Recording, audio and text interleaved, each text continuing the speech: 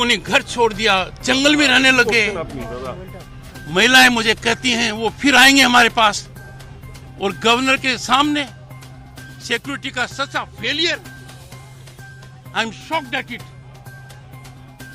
मैं अंदाजा लगा सकता हूं यहाँ के लोगों पर क्या बीतरी होगी जब राज्यपाल के सामने ये कोई ऐसी व्यवस्था करने की हालत में नहीं है।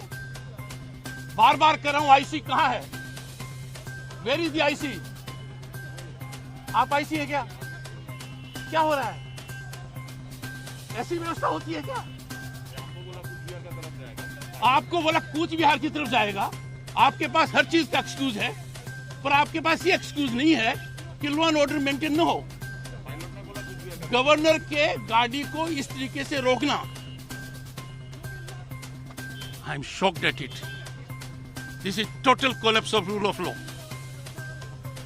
मैंने कल्पना भी नहीं की थी इस प्रकार का नंगा नाच हो सकता है। लोगों की आंखों में मैंने डर देखा है। पुलिस का थाने में जाते हुए डरते हैं। घर लूट लिया गया। बेटी की शादी के लिए सामान किया, वो लूट लिया गया। घर में मौत हो गई, श्राद्ध का सामान लूट लिया गया।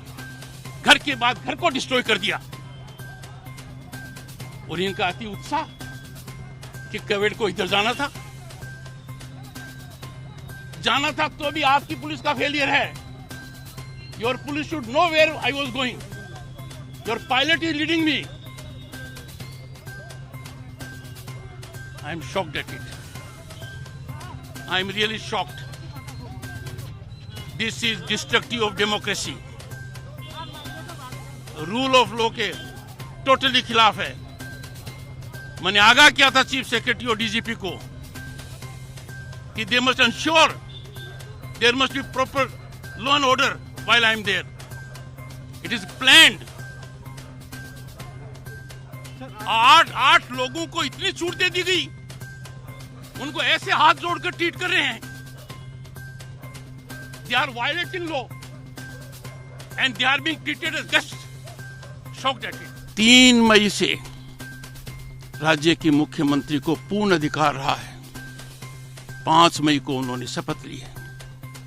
10 दिन तक इंतजार करने के बाद जब पूरे प्रांत से, देश और विदेश से मेरे पास समाचार आए, लोगों ने मेरे सामने प्रश्न खड़े किए, मुझे कटघरे में रखा कि महामहिम राज्यपाल, ऐसी विकट परिस्थिति में आप क्या कर रहे हैं? 4 राज्य और 1 यूनियन टेरिटरी का चुनाव हुआ था।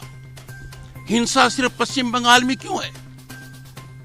और जगह सत्ता कंटिन्यू हुई है, पावर का ट्रांसफर हुआ है, वहां ऐसा क्यों नहीं होता है? प्रजातांत्रिक मूल्यों को पर क्यों कुठाराघात किया जा रहा है? मैंने सरकारी तंत्र को आगाह किया, उनसे जानकारी मांगी।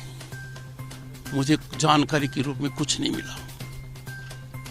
तब मैंने निर्णय किया कि राज्य का प्रथम सेवक होने के नाते मैं हर संभव वो कदम उठाऊंगा जिससे जनता में कुछ मलम लगे, उनका हौसला रहे।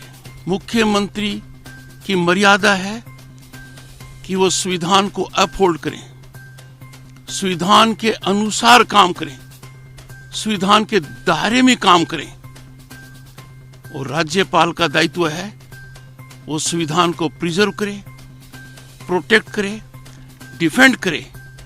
और अनुच्छेद 159 के तहत राज्यपाल की ड्यूटी है संविधान के अंतर्गत जनता की सेवा करे।